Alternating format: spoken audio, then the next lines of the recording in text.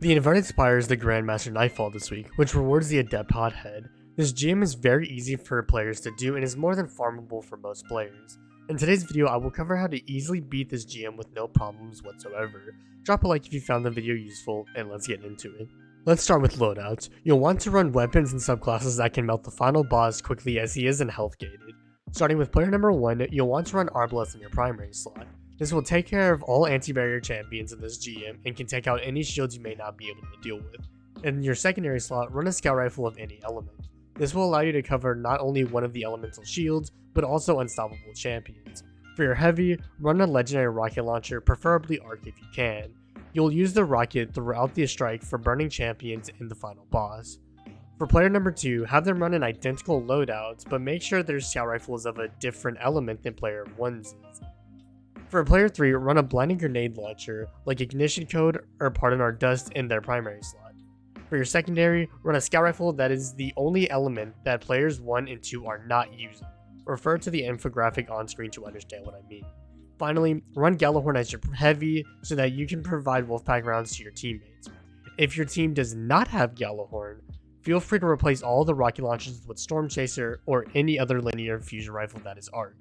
Regarding subclasses, I'd recommend running 2 ThunderCrash Titans with Cures of the Falling Star and 1 Void Hunter with Aeon Swift Gauntlets to provide a steady stream of heavy ammo to your teammates. It's worth noting that due to how easy this GM is, subclass choices are rather loose, so you don't have to copy my exact recommendations to get it clear, but if you want to run through this GM as fast as possible, it wouldn't hurt to be close to my recommendations. Finally, consider running armor mods like Armor of the Dying Star, which is an artifact mod, and Arc Resist mods. Now that we've covered loadouts, let's get into the guide. To start this GM, hop on your Sparrow and drive over to where the main group of enemies are defending the conflicts. However, rather than just driving right into the thick of it, turn left when you get close and position you and your team on this cliff to the left. You'll have a few fallen enemies to kill that come from the cave on your right, but once they're dead you can focus on the battle below you. Clear this area, and once you've killed most enemies, some Cabal enemies will come from the spawn area, so make sure to wipe them out. After they're dead, scan the conflicts and move on. When you reach the second man lift, have your hunter invis you and the team to the man lift. If the invis gets close to running out or does run out, have them dodge near another enemy and invis everyone again. Take the man lift and we're moving on.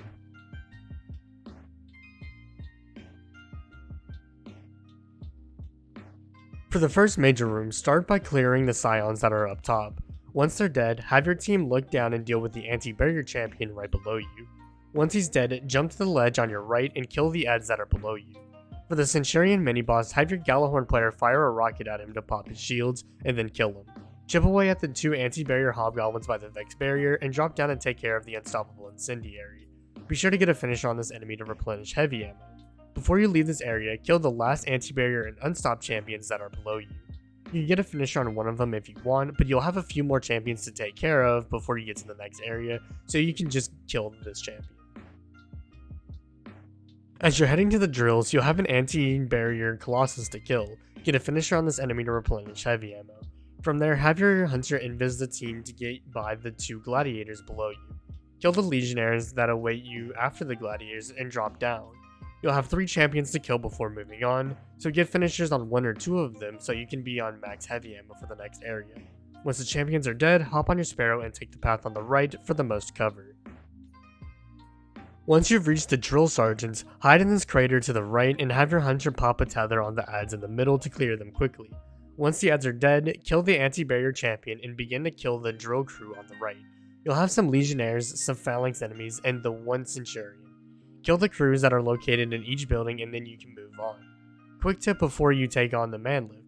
If you want to pre-kill the champion that is in the drill sequence of the strike, run to either the left or the right sides of the man lift and look for an anti-barrier champion. Your team can actually kill this champion early so that you don't need to deal with it later, which is a great tip for the next part. Once the champion is dead, we're moving on to the next area. Before taking the man lift, have your hunter invis your team. When invis, take the man lift. This will ensure that you will get up to the platform safely so the champion up here doesn't wipe you. When you reach the platform, stun the champion and melt the adds and champion as fast as possible. If your hunter has their tether, they'll definitely want to use it here. If not, have one of your ThunderCrash Titans use their super on the adds to wipe them easily. For the drill sequence, there's a method you and your team can use to make sure you beat this encounter easily.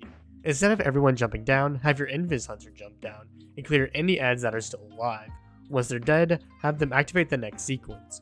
When they do, they'll get an unstoppable champion and some legionnaires to kill. Wait for the champion to start moving, and when it does, stun it. If you stun him as he's landing or in the animation of landing, the stun will register, but the champ itself won't be stunned. Once all the adds are dead, have your hunter jump onto one of these yellow barricades around the room.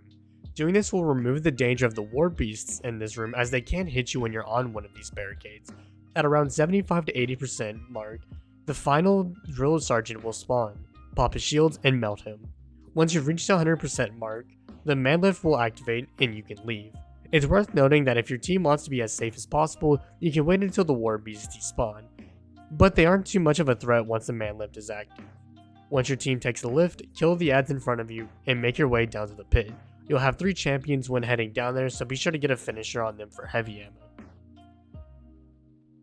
When you reach the pit, just take your time when killing adds. You'll have an anti-barrier champion that will spawn from your right, so kill it and get a finisher if necessary.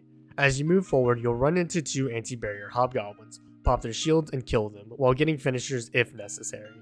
After killing those champs, just run forward and drop down the little pit and make your way to the boss fight.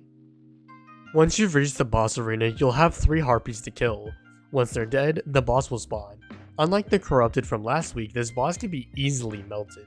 What you'll want to do is you'll want to fire rockets at the boss. Your hunter can pop tether for the debuff if your team needs it, but dump all your rockets into the boss. You can either try and kill him here on the first floor, or you can kill him on the next floor. What I'd recommend is to dump all your rockets into the boss, and if he's not dead, save your supers for the next floor. Once the boss is vulnerable, have your titans pop Thunder Crush on the boss, which should give you an easy completion of this GM. I hope you found this video useful. If you did, a like rating would be greatly appreciated.